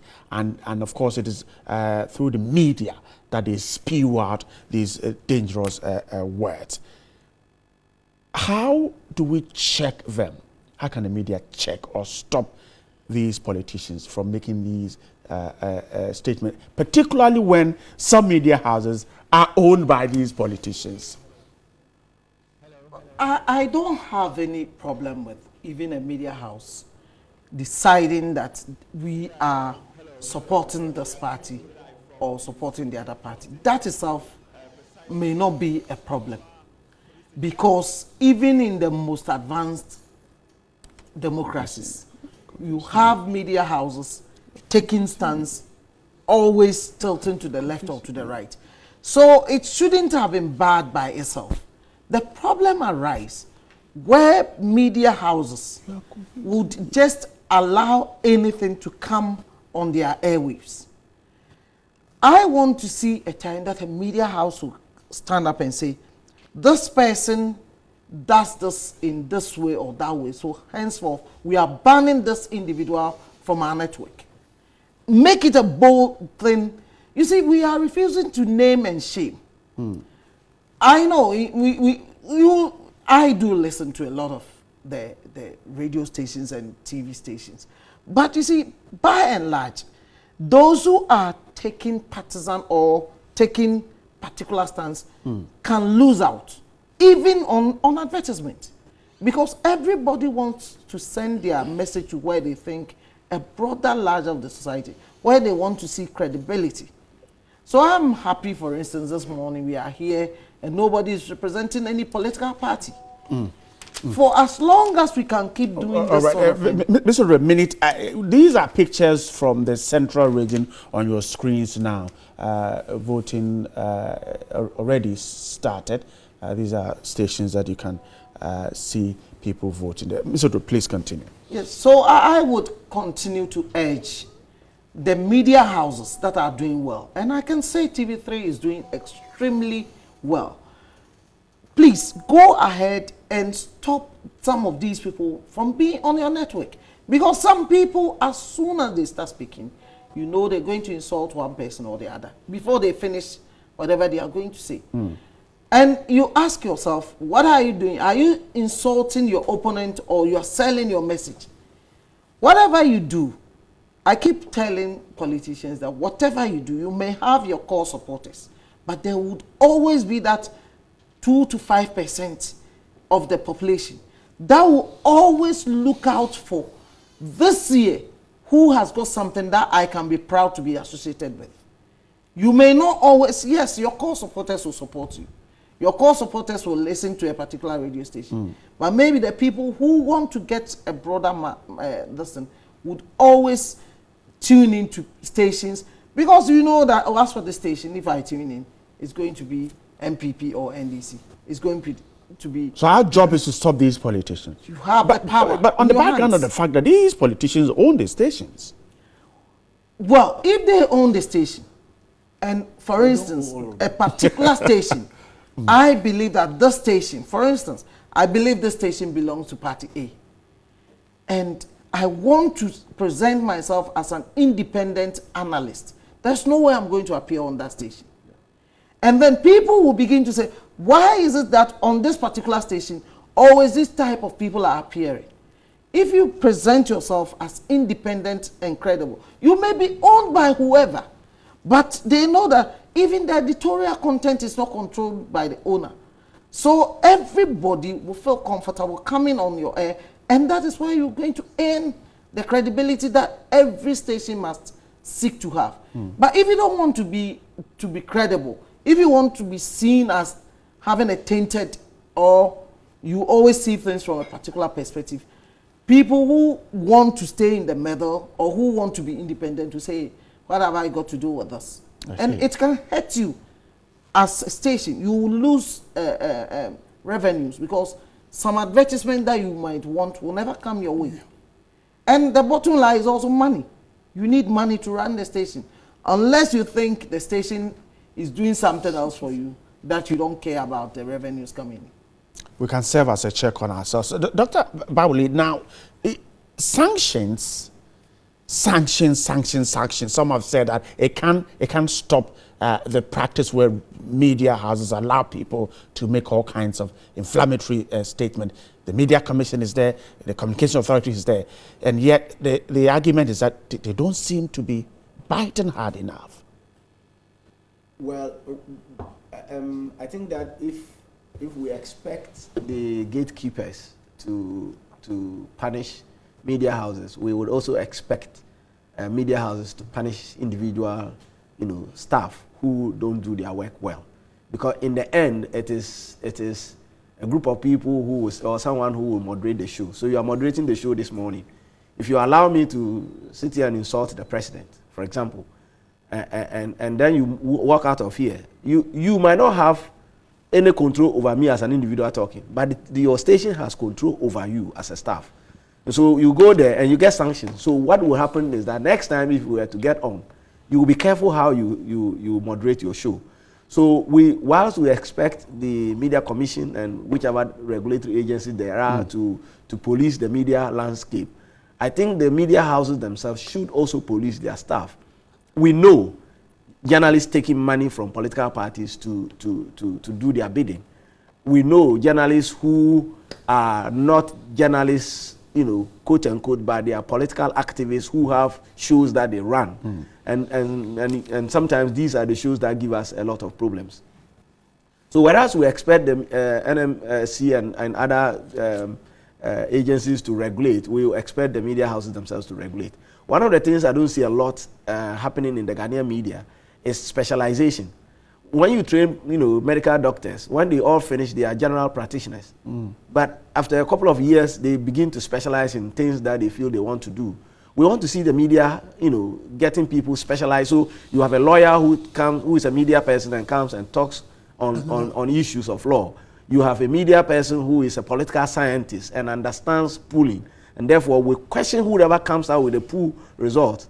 We have a media person who is into procurement and understand the rudiments of procurement, and therefore we challenge government officials to the principles and theory of procurement. We have a media person who is into securities and understands the security game and would question politicians or security men on things that are considered inappropriate. So I think what Ghana hasn't done well, I'm not sure it's entirely a Ghanaian problem, maybe a problem of the developing world. We should see more specialization in the media that allows people to be able to take control over the subject that they are actually reporting on, and to be able to. That is what makes people ask piercing questions that would get a politician make themselves stupid on a show. If I came unprepared, the questions will be such that it will make me look stupid, and next time I won't want to come unprepared. That is how we can sanitize the environment. Of course, we cannot take away the sensationalism when the politicians are at stake. And again, that is what leads us to getting people who understand how to moderate a show that will consistently keep people from going onto the sensationalism. Somebody who moderates a show and ensures that the people are talking about substance. So if somebody makes frivolous allegations on your show, subject the person to the test. Maybe one other thing we don't do a lot, I know that TV3 does that, where you have a background team which is concurrently researching and providing information to the moderator. Because you might not know all the things as you sit and moderate your show. But there's a team in the background that is feeding you information and data and saying that, look, this person just said it's wrong. Please interrogate this further. And so you subject the person who is making the case to more questioning that have substance, and you will get people talk well. But by and large, I think that the media has done well, because but for it, a lot of things would have gone wrong in Ghana. So let's commend the media whilst we seek that you do better. All right. We'll bring you some live shots from Nima. We're told that the confusion is still there. Those persons whose names were not captured by the list are still raising concerns. Those pictures on your screens are live from Nima. And we'll let you in on exactly what's happening there. Reporters are there. We're told of them still there and trying hard to get there. We're told also that some calm has been restored there, and the process is ongoing. We'll get you more from the Nima police station right here in Accra. Prosidai, so we have just a few days to go. But let me ask you this. Talking about sanctions, did the sentencing of the 3 from Munti FM, did it calm down the airwaves and kind of tidied things up? Let me quickly say that if the EC people are listening to us, Nima police station is the closest polling station to the EC's office, the main right head now. office. And we expect them, by now, representing the Ghanaian public, that they should by now go there and resolve it and make a statement. We cannot wait until 7 p.m. or say that this is what went wrong. The issues must be resolved and resolved right now. So I thought I would like to say that. The second point I wanted to say is that, again, since I'm English challenged, not like these young people who went to the international schools, let me quote another prophet. Yes, say that Yefumboni enim samakosa. The bad stomach is not affected well by enema. There are certain the Munties and other things, extremes will still be political. Some of the papers will be extreme. I think that no matter what we do, no matter the sanctions, it happens in other countries, so that they should be dealt with. But I'm talking about there should be in Ghana by now about 10 papers, about 5 television stations and radio stations. We say that people say that when you listen to these stations, you know that you can get an objective analysis, and soon the bad ones will be discriminated against. Will be forced to conform. Just before me, I was looking at it and says the papers you have put before us. I have here Daily Guide, which I think that most people know their political orientation. Right. But below here, it's the NPP's advertisement, and just below it, NDC has been allowed. To me, that's what I'm expecting. The fact that we know the orientation of this paper, but should not. Inside there, I saw yesterday's one, and maybe today, one full page was MPP, and one full page was NDC. So very soon, I think that they are doing themselves a good service. Why would NDC take a full page, and I'm sure it is an expensive color one, about 3,000, 4,000, and they are doing it. Why? Because they know that if they didn't go to Daily Guide, they are losing out. And I think that what we need to do is to have a few of the, yes, you have your own alliances, but your journalism is such that people say that you can respect them. I think that what happened to the Muntie one was very good. That the Supreme Court sent a strong message. I must confess that I personally think that the president was wrong in reducing their sentence. If they have been there for, you are saying that 4 months, which was the lowest sentence, they could not serve it. And you use presidential pardon for that. So I think that the Muntie issue has sent a strong message that people cannot get away with certain type of language and threats and misbehavior. But then it was a bit ameliorated by the president's actions. But finally, let me say that in all these things, we are evolving as a nation. And I think that it is one step towards a better one. And there's no doubt at all that the media has improved. And again, I think all of us have been saying it. Without the media, we will not be where we are today in our democracy. And that should not be taken away from the media, despite all its shortcomings. So I think that if they were not... Finally, let me say that people have forgotten that the repeal of the criminal libel law does not mean that the media person can get away with speaking against. I think the courts are doing good. There are people who libel other people when they go there. I've heard about a few cases of big fines with media people going and actually kneeling and begging people who have taken them to court because other than that they are dead. I think that these things must be brought into the open. Absolutely. And then people know that if you decide to libel Stephen Adair, he may not have a paper, right, but he has the same access to the courts as you are. And in that regard, it's a question of the courts are becoming expensive and the lawyers. We must find a means, probably an NGO. It's something that has just come to me. We must form an NGO, raise about 1 million cedis, and say that anybody who is libeled can have a free access to lawyers. And then we are done. I'm grateful, Professor Stephen Adair there talking. But we're grateful from the Election Command Center, and it's a special voting day. 127,394 persons are expected to cast their ballots. We're stepping on the brakes now. We'll fill you in on everything that is happening from now till 5 p.m. when polls are over.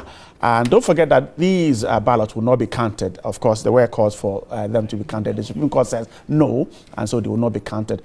Polls will close, and these ballot boxes will find their way to where they have to be kept till December 7th. This is Election Command Center, TV3, and special voting has started across all designated polling stations across the country. Men and women have brought us a report from these centers. The key thing we're picking across is that several special voters are unable to find their name in the list provided. What is happening at these centers is what we're telling you now. Now, let's quickly go to one of these polling stations in the Ayawaso East constituency. Catherine is at the Nima Place station. 3 people have voted now, although their names were not originally on the list. And so I'm speaking to the NPP party agency because they had the register that had the names of people whose names were said not to be found on the list. So how did it happen that people's names were on your register? Which register was that? It seems later they found out that what I'm saying is true. Because when the person goes to reference list, they couldn't find the name. And I said they should go to the main register, and they refused. But later when they go to the main register, they found the person's name. That means what I'm saying is true. So we have people whose names were not on the reference list, but they found their names on the register. Register, yeah. The main register, the one I'm having, the copy I'm having. Yeah. So where did you get that register from? Yeah, it's easy. We give our party, NPP, and then the party gave us to us to cross-check what is going on here. So what is happening now that people's names are on your list and not on the EC's list? Yeah, what I said, later EC himself found out that what I'm saying is true. Because if your name is not in the reference list, they have to go through the main register, but they're not doing that.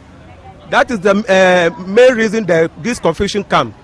So now that they start to go to main register, they start to find out people's name in there. So that is the problem we are having. Thank you very much. So let me speak with the presiding officer. Yes, the returning officer, to find out how this thing happened. Yes, sir, we are here again. People couldn't find their names in the morning, but just a while ago, they found their names on the main register that the party agents were having, and they are voting now. What happened? There was one exception. What happens is that when the name reference officer looked on the sheet, it seems it is hurriedness that he overjumped the name. But when we collected the ID card and we look into the viewers register, we went through page by page and we were only able to get the person. That's the only exception. So does it mean that the agents are not, taking their time to look for the names? No. What happens is that it seems when we were going to, it was an oversight that we might have jumped her name. But when we look inside the reference register, we realized that we had jumped. Instead of looking for the second name alphabetically, the gentleman didn't do for that particular person. So now what we are doing is that when you go to the reference list and you don't get the name of the person, we try to do our best by looking into the main register, combing through to see if you can get it. It's only one exception that occurred. So do you admit that then in the morning due diligence was not being done? Everything was nicely done. But how come that their names were not there now? Is there? You just said that they didn't check well. No, what happened at that time? Everything went on well. It might be an oversight.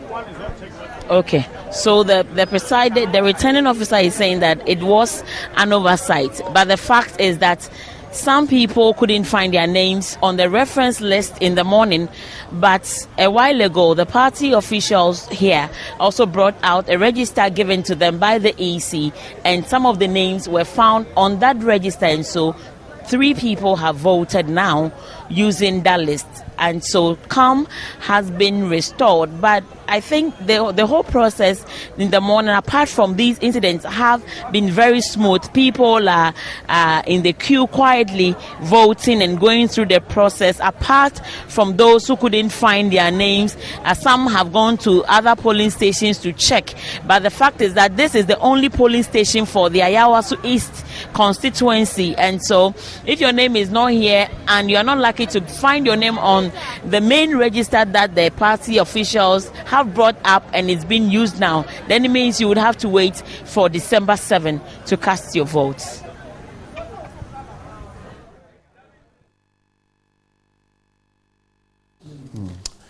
Well, Catherine Frimpong there from the Nima Police Station. We're also asking EC officials to quickly speak to us on this, and when they agree, we will get you what their responses to this issue of voters, special voters not finding their names in the list. Professor Steve Nadei has left us.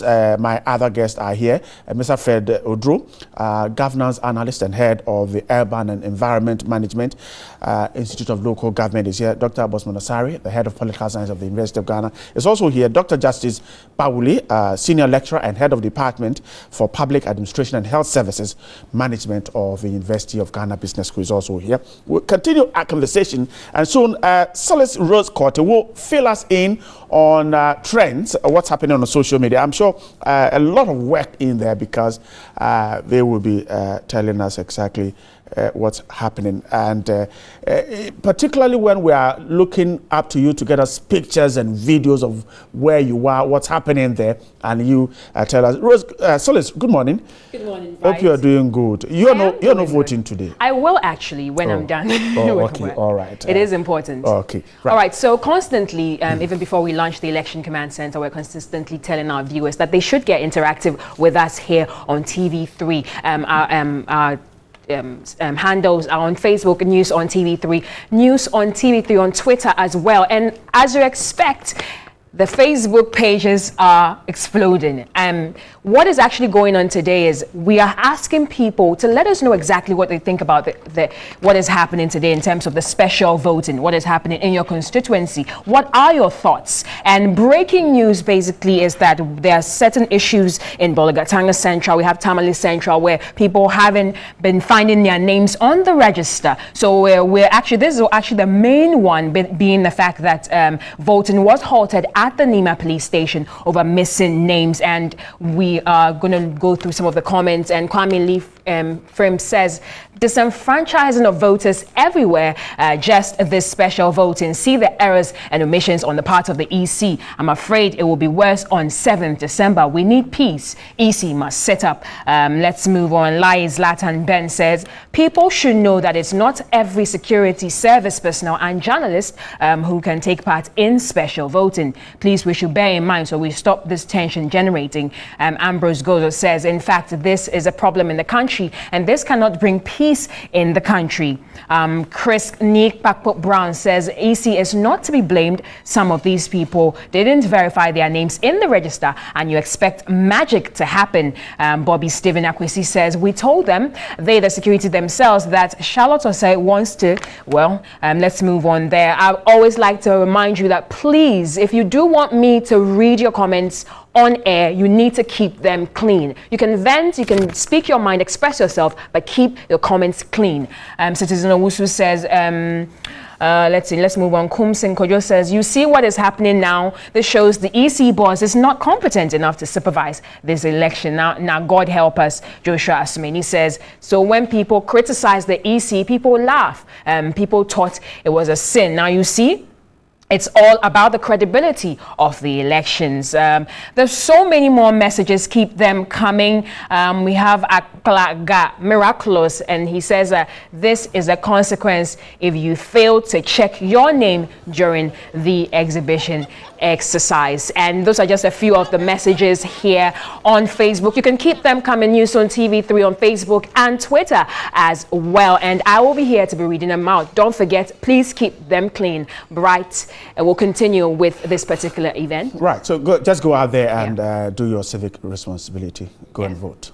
But we'll catch you some other time before I will vote, don't worry. Right, Solid Rose Quarter will be back before we end the show. But let's go to the Clotte constituents once again. Now, we're told that a little over 100 people have so far voted at that constituency, the various polling stations there. But others fear they may be disenfranchised since they can't find their names on the voters register. That's a special voters register. And officials are suggesting such persons be assigned close to their polling stations. Now, 1,397 people are expected to cast the ballots in that area. The queues were told began as early as 3 a.m. and voting commenced at exactly 7 a.m. Each candidate had 4 polling agents in at that center. The only candidate present at the polling station when voting commenced was the NPP candidate, Mr. Philip Addison. 1,397 out of the initial list of 2,429 people are expected to cast their ballot. The remaining ballot papers were kept in a separate ballot box with seals from political parties and the Electoral Commission.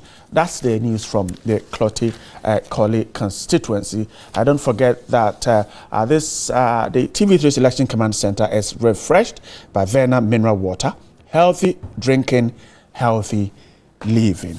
I'm grateful you stayed there. We'll tell you more as we move on. 127,000 plus people voting this morning and across the country. We'll tell you exactly what. But let's continue our conversation this morning. Mr. Franco Dro, let me start once again with you. Now, let's zoom down to the political parties.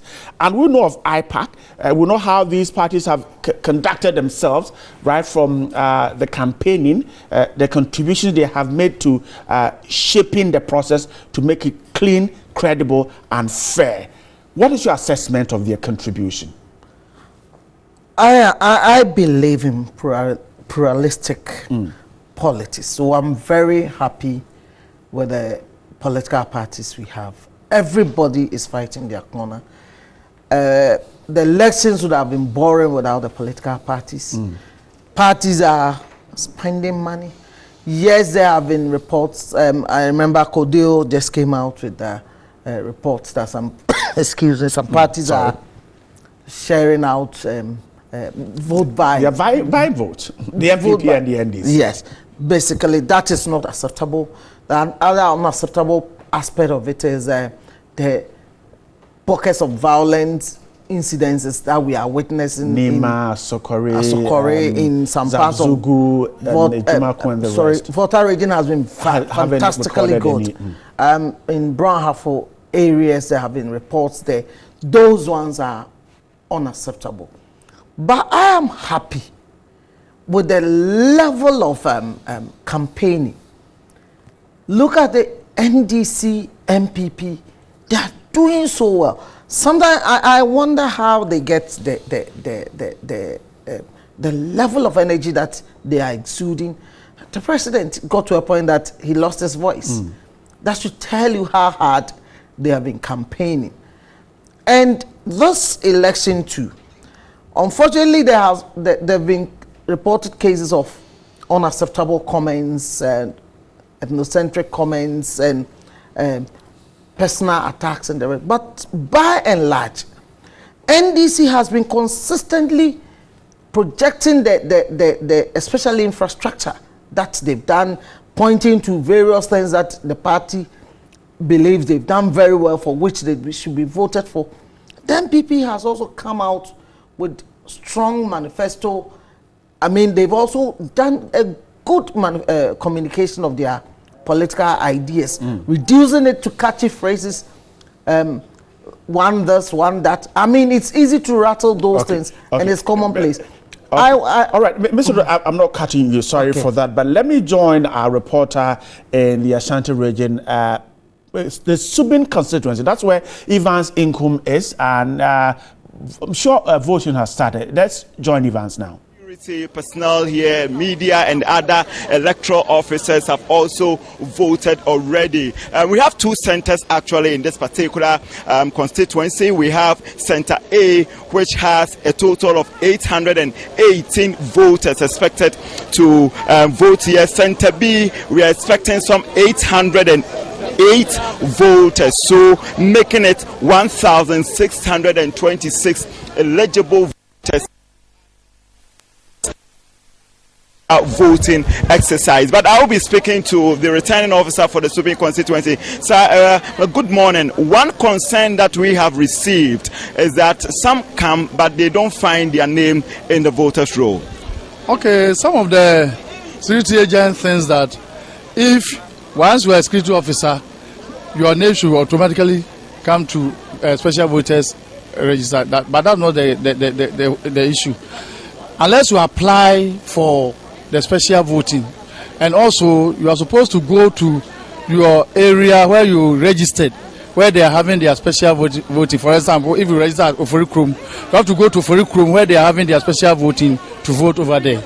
So in a case that you come here and you don't find your name in the voters register, and you go to another place and you don't find your name there, what are you going to do? It means we are not captured for the special voting. Therefore, you can vote on the 7th of December, the main voting day. Do you have a number of people who have come here but couldn't vote because their names were missing from the voters register? Actually, I can't give the exact number, but some have come and their names were not found in the special voters list. And how has their reaction been like? Some were aggrieved, and I explained to them that if they are not able to vote on the special voting, they can vote on the voting day, that's on the 7th, and they've agreed that they will do so. All right, thank you so much. So, Bright, it's been a very smooth exercise, but all in all, in Ashanti region, we have some 47 constituencies where the special voting exercise is actually taking place. A total of 19,710 persons are expected to take part in this particular exercise. And Subin, where I am now, has the highest number of voters, 1,626. Manso Edubia has the least number of voters who are taking part in this special voting, and there we have only 28 persons who are taking part in the special voting. I'm talking about Manso Edubia constituency. But it's been, if I should tell you about the turnout, it's been very, very impressive. Well, COP Kofi Boakye has just arrived, and we are expecting him to vote very soon. Well, let's get closer and see if COP Kofi Boakye will be able to at least tell us one or two things as far as voting here is concerned, and then security in general is also concerned. So you can see in your shot COP Kofi Boakye, the Ashanti Regional Police Commander, who has just arrived to also cast his vote. Sir, thank you so much for joining us. You're welcome. Well, it's been a very smooth exercise. I'm sure that's all that you expected. Yes, please. Now, sir, let's look at the security. I know very soon you are going to cast your vote, but security, a lot of people want to hear from you. What kind of security are we expecting as far as the Ashanti region is concerned? I think we've spoken about this all over and over. All that we expect is that all stakeholders will play their role. If voters go and they discipline themselves like is happening here, policemen work professionally, political parties don't high tax to do their bidding in terms of interfering in the electoral process, in terms of intimidating voters from not voting, and all these things. And also allow anybody whose name is on the register to vote. If you have any grievance, you go through the grievance handling procedure. So, and the electoral offences are also there. The role of the policeman has also been stipulated. So if all of us are going to play our roles according to what has been stipulated, there will be no problem. But as in any human society, some people may try to take advantage of the system. One, those who like to take ballot box, I think it's a no-go area. As I've already said, we have all agreed to go through this democratic dispensation. And the fulcrum of this democracy is voting. Therefore, if you prevent anybody from voting or do anything to interfere with the voting process, then it may be tantamount to trying to usurp the constitutional order. Therefore, we have decided that anything that has a tendency of interfering with the elections, we are going to deal with it. The first thing is interfering in the process. You vote, you go away from the polling area or the polling station. You can stand somewhere anyway, but you cannot mass up at the polling station. Secondly, you cannot go and take ballot box. I think that's quite suicidal. You cannot intimidate people from voting by just looking at their faces and physique. So far as their names are on the register, they have to vote, and we are going to ensure that.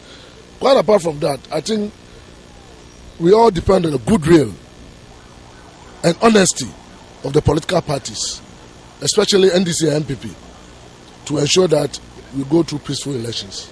So we have been speaking to COP Kofi Boakye. He is the Ashanti Regional Police Commander, and he has been telling us all that they are expecting from the political parties, not only political parties, but from the electorate as well. So over here, I can also see the aspirants. I'm talking about the MPP parliamentary candidate for Subin constituency, the PPP parliamentary candidate for Subin constituency, the NDC parliamentary candidate for Subin constituency.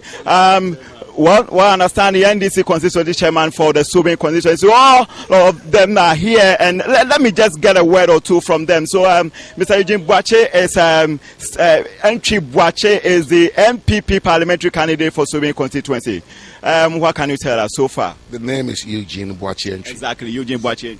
Well, so far is that the Electoral Commission somehow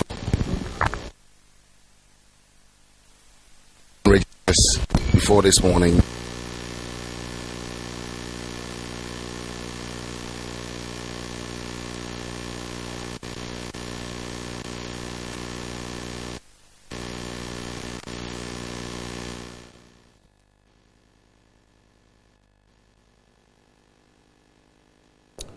We're sorry for the loss of sound there from Subin constituency in the Ashanti region. Ivan Sinkum will get back to us very soon. We're grateful you stayed there. Mr. Odro, let's continue our conversation. You stopped at a point where you were suggesting that you found these two parties propagating their messages and therefore contributing to the process we're undertaking. Yes, I think they have done very well. But let me not discount the work of the PPP. They've also done quite well. I'm very happy. In fact, let me say I'm extremely happy with Mr. Greenstreet of CPP. And yesterday somebody was mentioning that he's using only a pickup for his activities. Campaign activities. And to imagine traveling all over the country in a pickup is not an easy task, considering his disability. I'm also very happy with other parties like Nana Akufo-Addo Adjumah and the NDP. PNC. Unfortunately, let me be very frank here. I'm not too delighted with the PNC and Dr. Edward Mahama. He's not been too visible in this election, and I don't want to believe it is the media that is not covering his activities, but by and large, they have not been as visible as some of the other parties that you can see around. But I am happy with the campaigning, minus the excesses, the clashes that you hear occasionally. Have these parties, the smaller parties, shown the muzzle to do the so-called two main political parties? I sincerely have my doubts. That they can do anything. I don't think they will make a huge impact.